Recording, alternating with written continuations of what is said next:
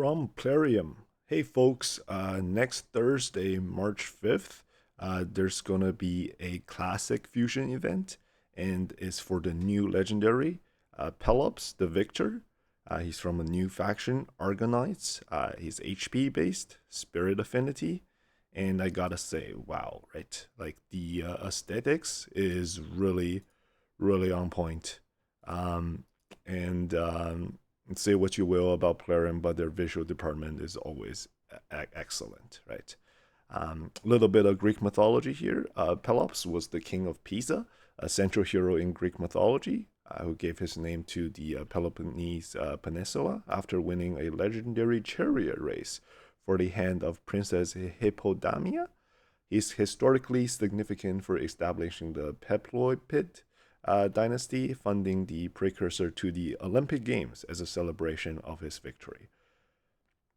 So there was a poll on Reddit asking everyone, do you want the anniversary fusion to be a PvP or PvP, a PvE powerhouse? And the vast majority of people voted they wanted a PvE champion. And I think they got it. And my first reaction is this is going to be a PvE champion, right? Like what the people wanted, kind of like Ezio was, geared more towards maybe early game players, helping content out like clan boss. But upon like further inspection, there's some neat things in his kit, and that's what we're analyzing today. We'll be breaking Pelops down from a PvE perspective, a PvP perspective, and whether he's actually worth your time and resources to fuse, right? So let's just get into it. Um, First section, we're just going to do an overview of his kit. His A1, Triumphant Blow, attacks one enemy, a 75% chance to place decreased attack. Is irresistible if the target is under HP burn. And immediately this tells us something, right? Pelops wants HP burn on enemies. And either he's going to do that himself or he's going to need synergy. Probably another HP burner, ideally AoE on the team. And that's going to be a pattern throughout his kit, right? The second one, Gorgoa's Bane. This is where it gets serious, right? 50% ignore defense if the target is under HP burn. Damage scales per debuff. If it hits for 50% for less than 50% max HP, he steals all enemy buffs and places a 2-turn stun. And this steal and stun, buff steal and stun, will be irresistible if HP burn is active. Pretty massive, right? If you build him with damage, this skill is going to nuke down tanks and it's irresistible buff strip. This ability alone screams arena PvP, but can also be used in like single boss encounters, right, where we're dealing massive damage to a single target. A3, Victor's Bounty, places increased attack. Magma Shield, one of the only champions that places Magma Shield team-wide, places Taunt. Taunt is also somewhat rare, and it has a passive, reduce ally damage by 20%. Unless he's under a decreased defense, then he's not going to do that. But 20% damage reduction team-wide, pretty huge. A lot of mitigation value. Now, A2 sounds like he's a nuker, but A3 sounds like he's a protector, right? So kind of going in all kinds of directions here. Passive, Master of Games. He's immune to stun, HP burn, petrification, and when attacked has 100% chance to place HP burn on the attacker, 50% chance to petrify. 50% chance is really high. This signals this is like a more of a tanky protector champion instead of a nuker. This passive right here, and you're putting the taunt and shield up. You're letting the enemy hit Pelops. They're gonna be petrified. They're gonna be burned, and it's important to note petrification is somewhat similar to stone skin, but not the same, right?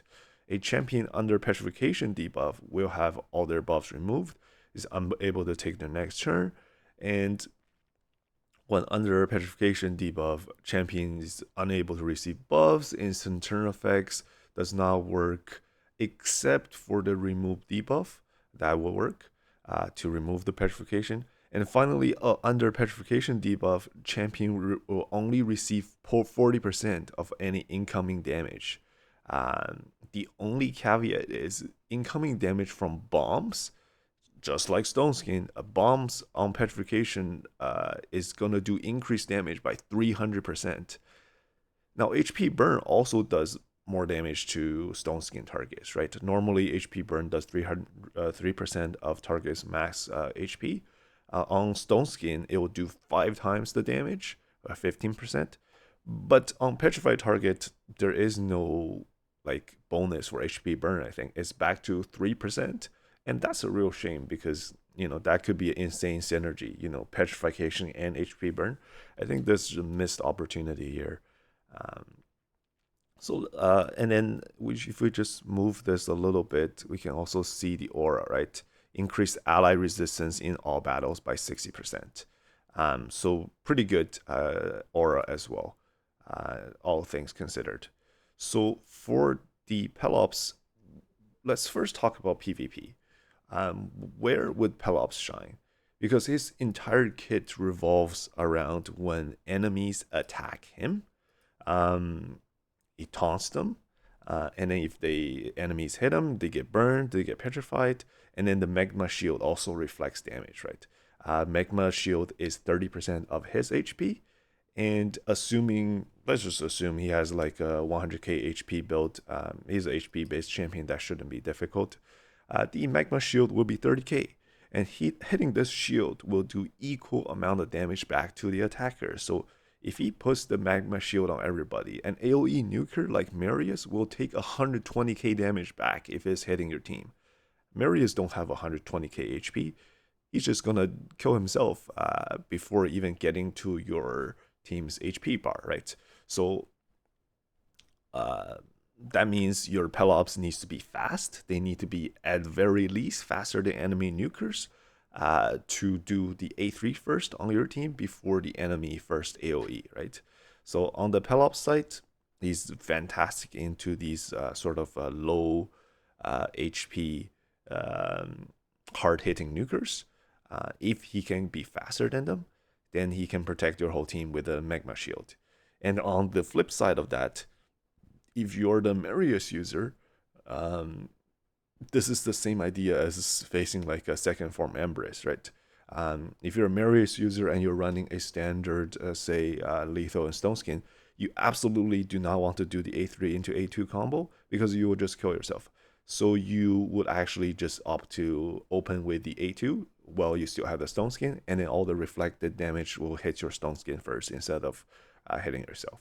So both sides, right? And also in today's meta, very important to note, there's Mercurial sets everywhere. People are running 9-piece Mercurial, which gives 3 stacks of total guard. And total guard buff gets removed 1 stack if they receive damage from the reflect damage, which Magma Shield does. It's going to be big value in today's arena as well. I think for synergy, you want AoE HP burn champions, you want cleansers, because his kit, there is like a drawback if he has decreased defense. A lot of things are going to be at reduced percentages. So you want a cleanser to remove any decreased defense that your opponents might throw at you. And then just because he's so tanky and he puts up these big shields, you might want some champions that have sustain, right? Tanky sustain, either through heals or through continuous heal, things like that, to keep the team going, so that he can continue to provide the mitigation and shields. And then that's it. I think he's going to be really good at protecting his team.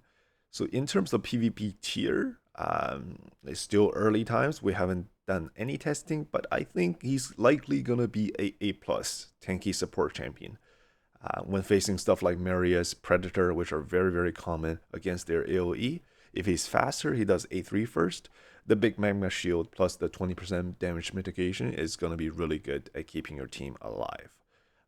And plus, if they're not built well, they might just kill themselves on the reflect damage, right? In terms of stats, you're going to want to prioritize HP, speed, and accuracy to land the burns and the petrification. Then when the burn lands, you can later do A2 to buff strip and stun a single target. In this sort of build, having very little crit and rate and crit damage doesn't hurt, because your A2 is not doing, if your A2 is not doing 50% of enemy max HP, you're doing a full buff steal and a 2-turn stun, which effectively removes said target from the fight completely, right? So really solid. I think those that have Odin already knows how hard it is to pull off a build that has to have things like high speed, high accuracy, 100% crit, a really good amount of crit damage. It's just a lot of stats you're looking for, and it's even hard for endgame players. So I think for most people, Pelops is best not to be built the damage route, regardless of how hard the A2 might hit. It's a single target, and he's got just A1s, which is also single target. He's got no AoEs. So I think he's going to be want to build tanky support.